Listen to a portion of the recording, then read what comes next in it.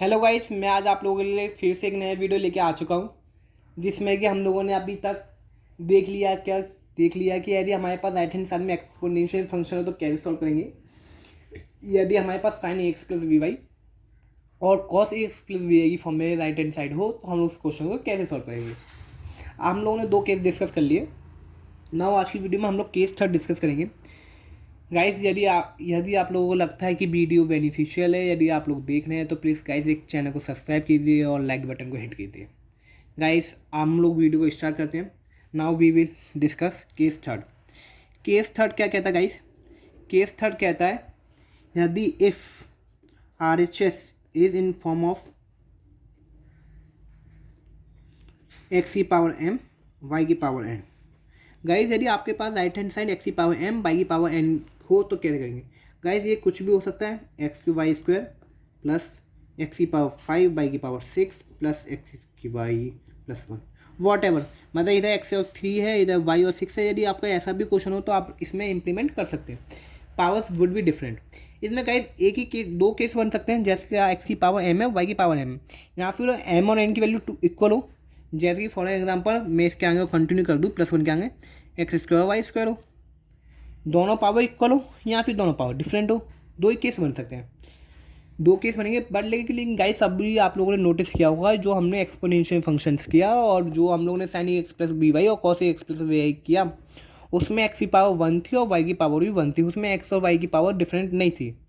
आप लोगों को ये याद रखना होगा, जो केस अभी तक आपने डिस्कस किया उसमें एक्स की पावर 1 और वाई की power 1 should be same. But लेकिन in this question, in this case, the powers would be different और पावर्स वुड बी सेम। यदि गाइस देखिए, यदि आपके पास पावर सेम हो, P I equal to 1 function of D D dash, ये हमारा basic rule into R H S.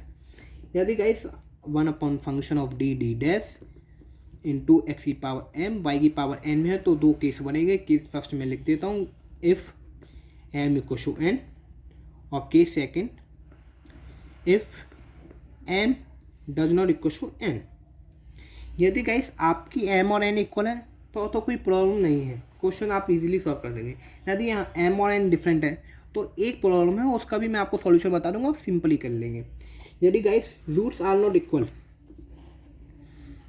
If roots are not equal, यदि आपके रूट्स इक्वल नहीं है, केस सेकंड, जैसे कि M N does not equal to, roots नहीं होगा गाइस, ये पावर्स होगा। If powers not are not equal, powers are not equal, तो गाइस क्या करेंगे आप, जैसे कि आप फंक्शन ऑफ, मैं ये ले लूँ function of D D dash into x की पावर 3 वाई की पावर 2।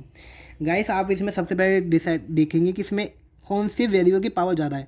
एक्स की ज़्यादा है तो हम लोग क्या, एक्स की पावर ज़्यादा है तो गाइस इसको हम लोग क्या करेंगे, इसमें जो नीचे वाला टर्म होगा हम लोग के पास एफ ऑफ डी, उसमें से हम लोग जितना ज़्यादा से ज़्यादा ऑर्डर कॉमन ले सकते हैं हम उतना कॉमन लेंगे।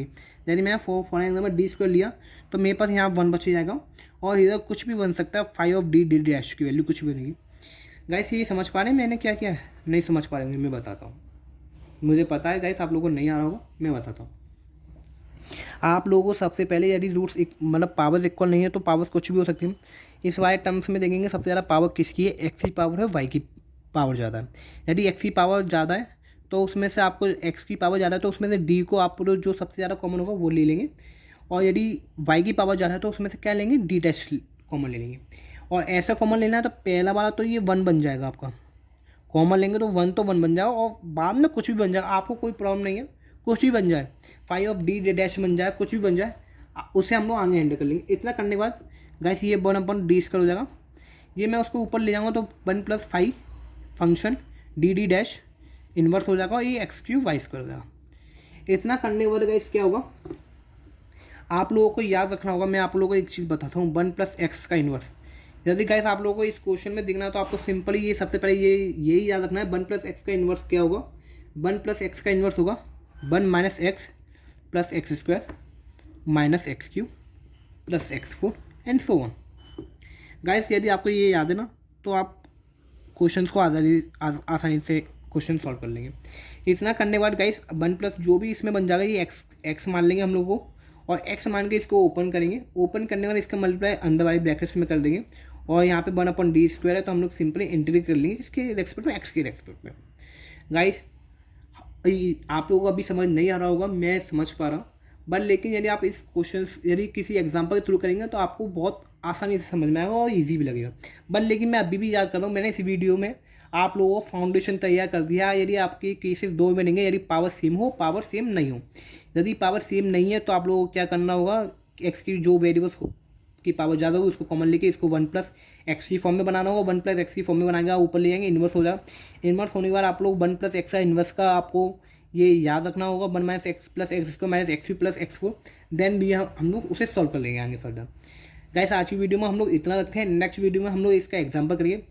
गाइस आप लोगों को याद रखना होगा, यदि आप मैं कल की वीडियो में एग्जांपल में मैं थोड़ा डायरेक्ट करूँगा, जैसे x की पावर m कॉमन कैसे लिया, आप लोग ये नहीं पूछेंगे।